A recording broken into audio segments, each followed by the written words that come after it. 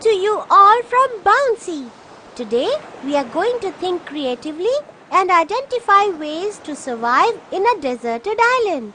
One stormy day, a ship is getting tossed around in the waves of the ocean. In the darkness, no one notices that two people have fallen overboard.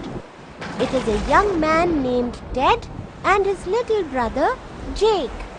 Luckily, they managed to swim across to a nearby island and drag themselves on to the shore. Ted and Jake know they will be rescued sooner or later. But until then, they have to survive on this island. What do you think is the first thing they need for this? Yes, food and water. Jake is worried that they will never find food or water in the island. Ted is more optimistic. He is ready to look around. Do you see anything that Ted and Jake could eat and drink?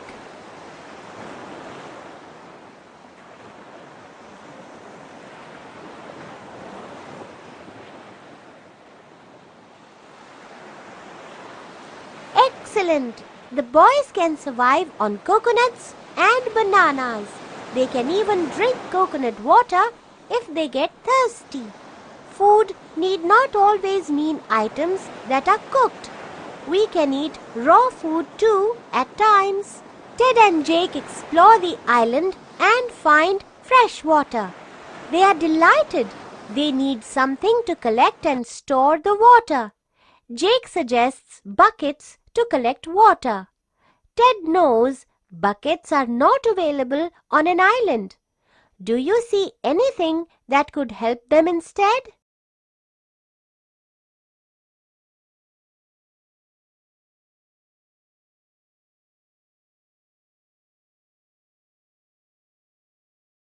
They can use empty coconut shells to store water. There is more good news. There is an apple orchard on the other side of the river. Fresh, juicy apples just for them. But wait, how will they get to the other side of the river? It looks too deep and dangerous to swim across. What can they use to cross the river?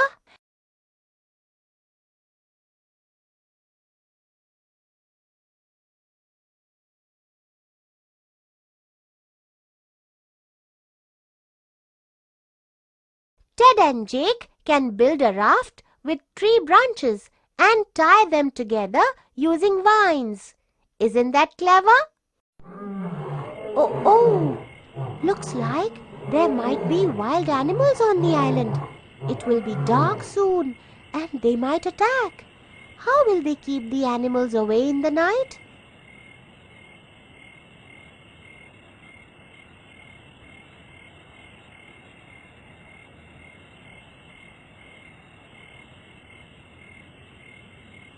Ted and Jake decide to build a fire to keep the animals away. But how will they do it? They don't have any matchsticks.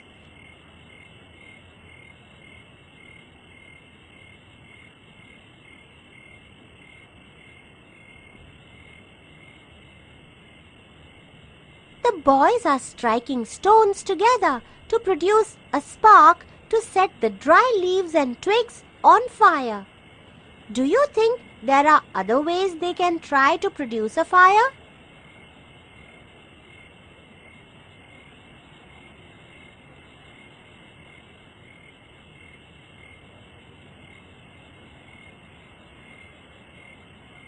The fire is ready, but it looks like Ted and Jake are still cold.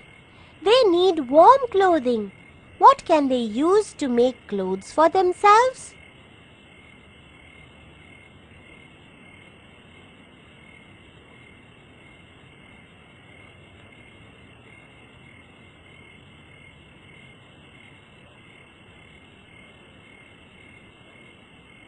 The boys can use the big leaves from the trees to cover themselves.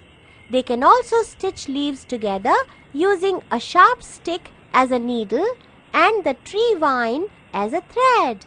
Ted and Jake have found a vegetable plant, the potato. They are thrilled. But the potato is too hard to eat as it is raw. What can they do with it to make it more edible?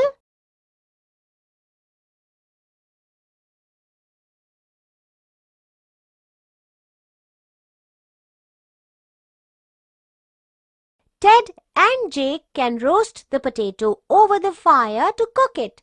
Yummy! It has been many days on the island for Ted and Jake now. Will they ever be rescued? Look, a passing ship! But it is too far away to see the shipwrecked boys. How can Ted and Jake get the attention of people on the ship?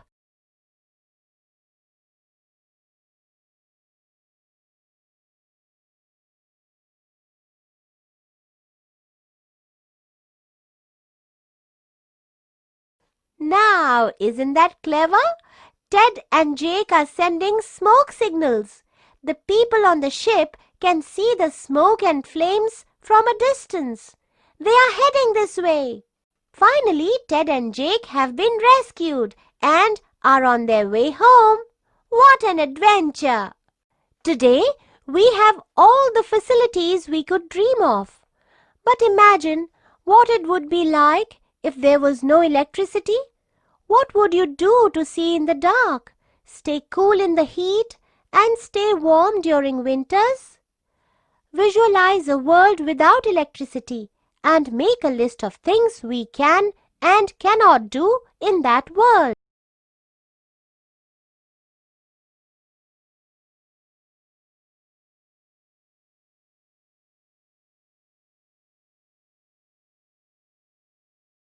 So you see, sometimes we are in a situation that requires us to improvise. In such cases, we should analyze available resources and create smart solutions.